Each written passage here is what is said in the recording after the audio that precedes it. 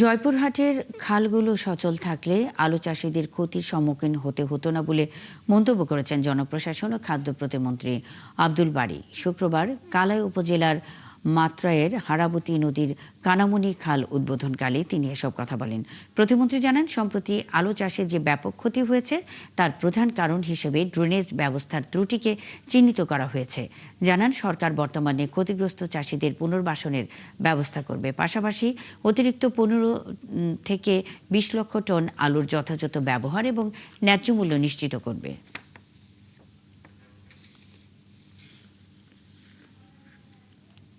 লাখের মানুষ যুদ্ধ করেন এবং এই দেশের বিভিন্ন বিষয়গুলো তো